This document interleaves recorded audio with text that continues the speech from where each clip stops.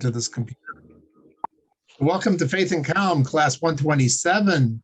We are starting a new year, Shabbos Bereshit, and we need a renewal. I thought Tishrei was supposed to kick us off to a new level, but okay, fine. We'll try and kick it off, and we'll try and get to a new level with all our struggles. But maybe this is actually good. So we'll see. We'll see how this class works out. So Hashem, it will be good. Something inspiring, something exciting. We had a very good holiday. It was a very good Yontif. It was a very good Simchas Torah. Wish could have danced more. Wish could have done a lot more, but we did what we were able to do, I think, and it'll have to do. And okay, so.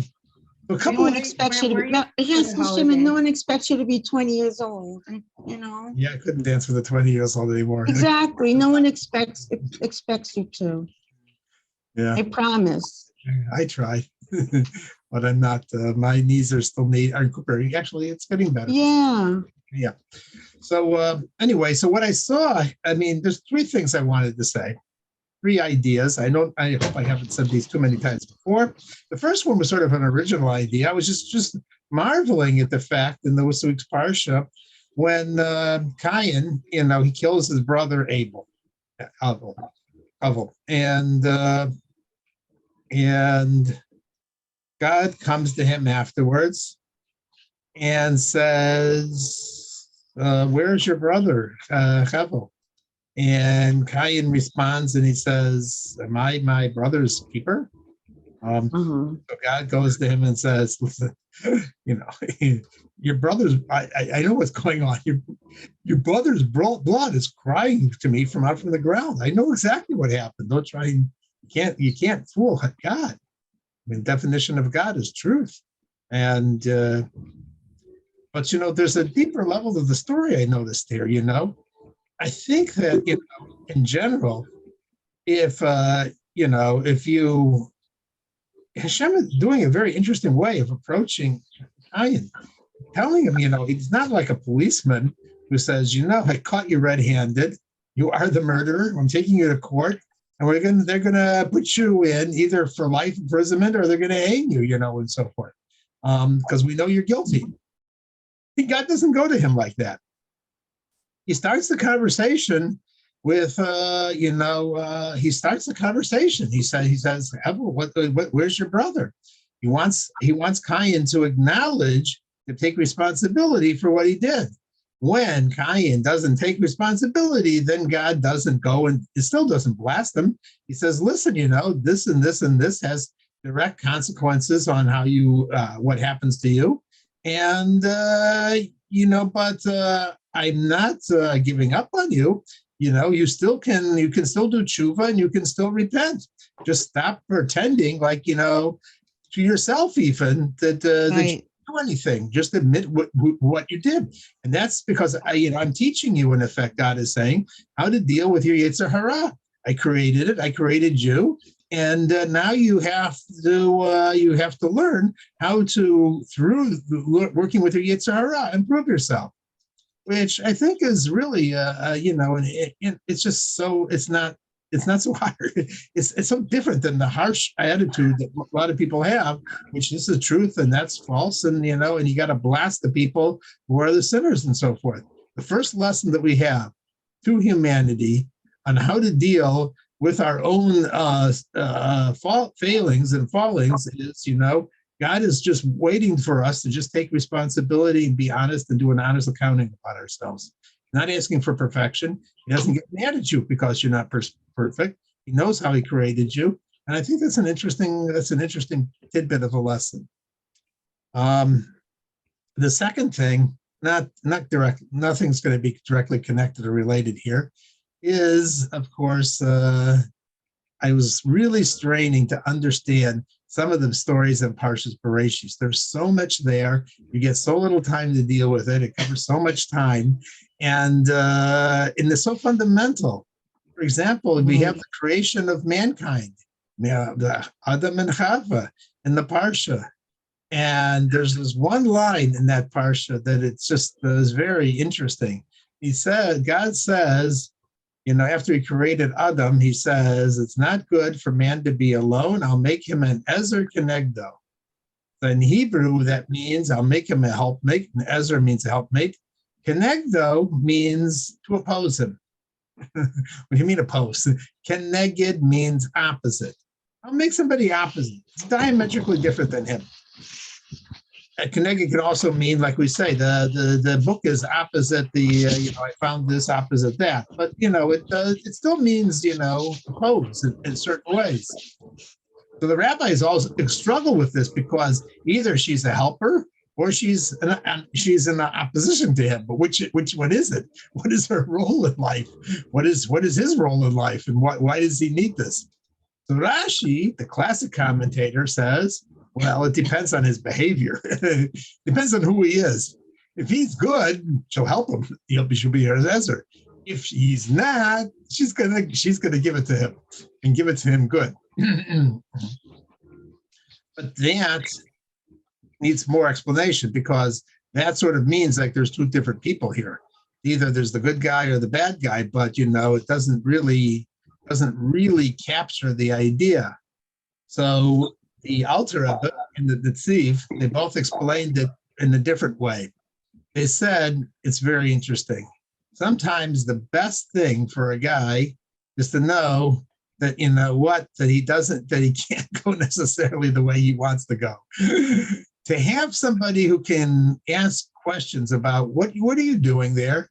Maybe you're not, maybe you should rethink what your plans are and so forth. That opposition is sometimes the most helpful, because it causes you to question and to understand what your motivations and where you're going. For example, and the Civic is an example, let's say a guy comes home from work and he's furious at something that happened at the office, and he's just yelling and screaming about this person and how terrible he is. And you would think that the wife's best thing is to say, just to go and agree with him, and then because she's help her and to say, yeah. But sometimes the best thing to do is to have him, actually to oppose him, to say, maybe, well, maybe you did something. I know, but then even that, but maybe there's another way of looking at the situation, and that can actually be the most helpful for a person, and it goes the opposite way too.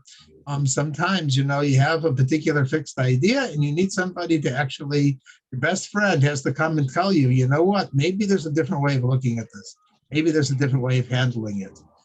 And that sometimes is actually the most healthy kind of thing in the world. So that's one way. And the same story can be understood, even every story can be understood on a simple level between a man and a woman, but it also can be understood, because everything in the parsha can be understood in a deeper way. It can be understood in terms of how God relates to us. When it says that it's not good for a man, it's referring to the supernal man, meaning Hashem. And God said, at the beginning in creation, it's not good for me to be alone. I'm going to make humankind, and they're going to be of me opposition. They're going to say, well, I got my own way of doing things. And God actually says it's good for that. This is good. This is a wonderful thing. I don't want to be alone. I don't want to be just, connected with myself. I want to be able to have humankind, and they are going to drive me crazy and oppose me. And that's a great thing. Why? Because when the human being works through his issues and works through his problems and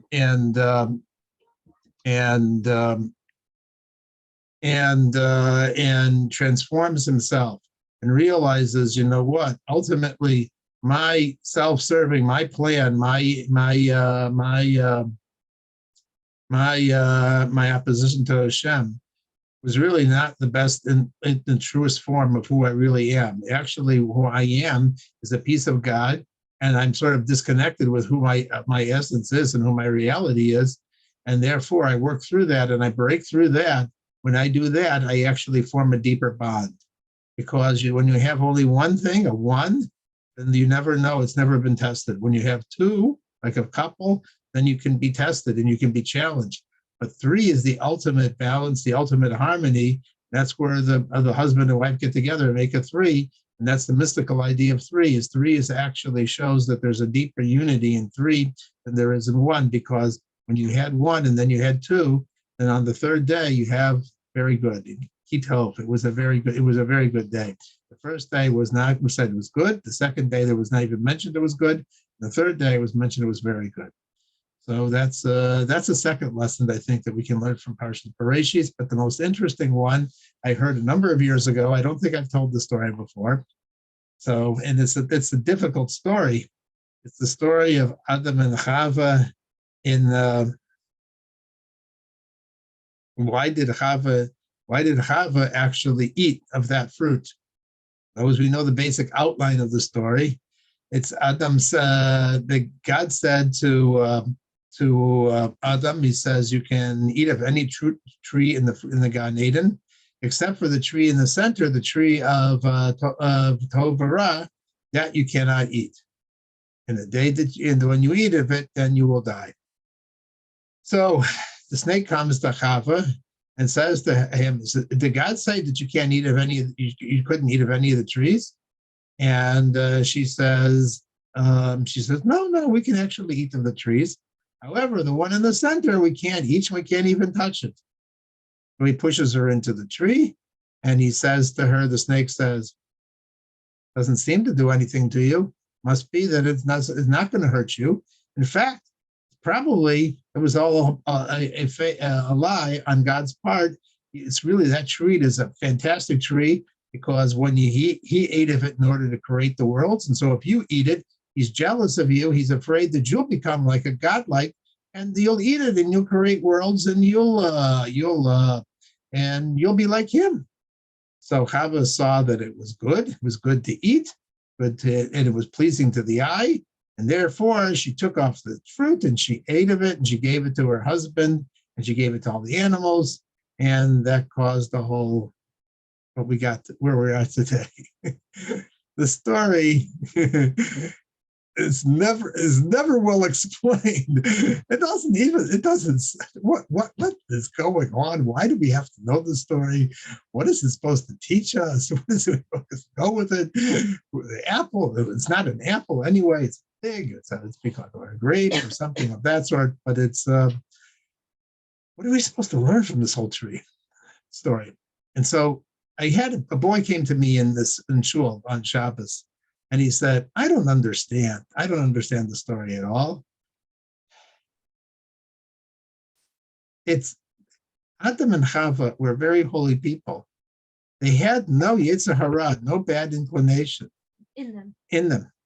It only came post eating of the fruit. That was the whole point. You will know good and you will know bad, meaning that you will experience both. Before, they had no animal inclination, so therefore they had no embarrassment. That's why they didn't have to worry. They knew they were naked, but it didn't bother them at all, because it was just perfectly natural to be naked. There wasn't any shame, there wasn't any guilt, there wasn't any of that, because they hadn't internalized this whole mixture of what goes on in our heads with, nothing is ever clear, everything that you try and do good, it has a little bit of mixture of bad in it, and that all came from eating of the fruit. So how can they be punished when they didn't do anything? Their motivations couldn't have been bad to begin with. And I said, your question is just beginning to ask to scratch the surface. The truth of the matter is, I can't understand how they could possibly have done this. We know that they were created towards the end of the sixth day. In fact, that the Gemara explains it was at the 10th hour of the sixth day. So they only had 2 more hours to go, and that would have been it. The whole world would have been reached its creation, and there was the point of creation, and Mashiach would come, and it would be the end. So how could they not keep a commandment for 2 hours? I mean, think about really. You get a babysitter, you give her one instruction to do, you'd say, we'll be back in 2 hours, and then you find out that one command she violated. Now, that's pretty bad, and that's today. That's today. And these were holy people. In fact, they were so holy. How holy were they? Unlike all the rest of us, who go through the birth trauma when we're born and we don't remember what happened before when we were in heaven, they remembered exactly what it was because they were born full born. They were born 20-year-olds. So they remembered how it was in heaven. So they knew exactly what was going on. They were the only people who ever knew exactly what God is all about. They seen what God was in heaven, and they came down into this earth. So they didn't. So for 2 hours they can't restrain themselves. Makes no sense. And what is this point that they would create worlds? How is that interesting to them? Why would they care about that? Doesn't seem to make any sense. Doesn't make any sense at all. They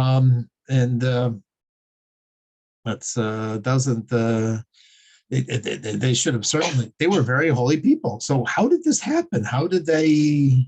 And then the strangest thing about it: the day that you eat of it, you will die.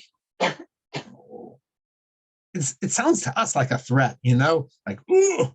To them, it was no threat at all. I mean, think of it. 30 minutes prior, they were in heaven. They were not alive.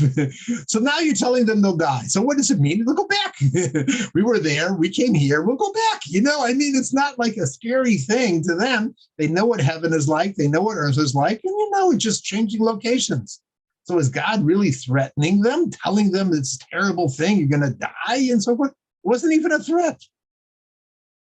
So to sum it all up, Rabbi Friedman gave an explanation. I'm still trying to find the sources. If anybody finds the source, please tell me about it, because I don't know where he got it from, but it's a fascinating perspective.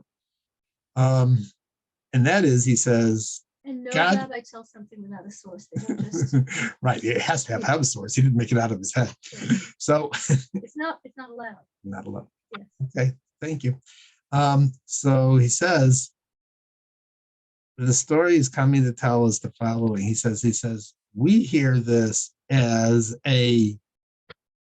what happened in Gan Eden, in the Garden of Eden, was they did a terrible avera, they did a sin, and they got punished for it. That's not true. That's not really the plot of the story. The story was God wanted it. It was a setup. But more than that, he also was not punishing them. When he tells them that, now that you've done this, you're going to have troubles with childbirth, and you're going to have troubles with children, and you're going to have to work, and you have to earn a living, and it's going to be difficult, and the ground is not going to be cooperative, and all these other terrible things, the whole Pandora's box opened up and so forth. It sounds so much like a awful, awful punishment, diseases and crime and war. So actually, believe it or not, what was happening was God was telling them the following. I have 2 plans for humankind in the whole world. Plan A and Plan B. Plan A is don't eat the fruit. Don't eat the fruit. Hold off 2 hours. Shangri-La, everything will be perfect. We'll be together forever. Mashiach will be here. The whole world will be Gan Eden. We won't have any problems. There'll be no war. There'll be nothing, and so forth. Like that. It's going to be a great, great, fantastic situation. Or there's a second situation. I'm not telling you that you can't eat, but if you do eat, it's going to be Plan B if the world is going to develop. And the Plan B is going to be, it's going to be an interesting world. You're going to experience a lot of things. You're going to have lives. You're going to have marriages. You're going to have kids. You're going to see the world is going to be movies, and there's going to be novels, and there's going to be War and Peace, and there's going to be Dr. Zhivago, and there's going to be a lot of exciting stuff happening. And in the end, it will be good.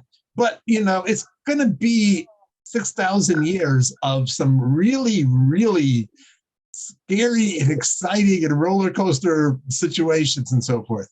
And Hava heard this and said, I think you want me to choose Plan B. I'm going to do do that. The first one sounds too boring to me, actually, to tell you the truth. Working through all of these difficulties and all these diseases and all these crimes and all these other kinds of stuff, and so forth. And then coming out on the other end, after overcoming all of it, that sounds like a very exciting, it's much better movie plot. I mean, it's much better. And that's actually, I heard Shimon Hirsch said that women are actually much more curious. They like to taste a little bit of this, a little bit of that. The world, can I just try that, a little bit? So that's why the snake went to her, because he said, women have that, well, can I try, just a little bit. I'll see what that's like. And so she said, yeah. And she said, I'm going to try that. I'll make worlds. It sounds like a very interesting thing. She wasn't a Yetzer Hara. It was like, oh, it's going to be very interesting to build worlds and to experience this whole thing. For Hashem and for myself, and for everybody. And then God came to them and said, okay, fine. I'm not punishing you. I'm just now outlining what it means that you choose plan B. It's not a punishment. It means that you have to go through a lot of things in life. You gotta you get married, you have to have kids, you have to go through birth, you have to raise them, you have to earn a living, you have to, you're gonna have to plow, you're gonna have to, it'll be wars, there'll be this, there'll be that. It's not, it's you, but this is your choice. You chose this. Actually, I'm pleased with what you chose. Of course, I'm sure that what happened that night is, they went back to Hashem and said, can we go back to plan A? I really didn't realize it was not going to be that bad for me and my children and my children's children and children. I really want to go back to plan. This is the case because actually, if you read the Medrash, they separated and they didn't have kids right then and there. And it was 130 years before they actually got back together again because they were probably arguing and yelling with each other. It's your fault. It's your fault. It's your fault. 7, 8, 2, 1, 1, 3. So yeah. That's it. That's the most unusual explanation of one of the first stories in the Bible, and I never heard of it. So my wife heard it too, and we thought this was a very unusual take on what happened there in Gan Eden. But also, I think it gives you a little bit of encouragement because we're on the right path. It's just it's just going to take a little bit longer, and it's going to be much more interesting and much more dramatic, and make much better novels and much better movies and much better of occurrences. So that was the main outline of what I had to say tonight. Did anybody have any questions? Shalom Judith, unfortunately, is that, like I said, is not feeling well. So she's under the weather, so she doesn't have anything to say. Not that I have it, I can't. She can't say. She'd be in trouble.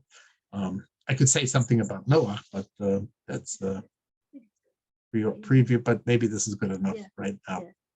Yeah. And we'll keep it short for this Yeah, week, and we'll get something more.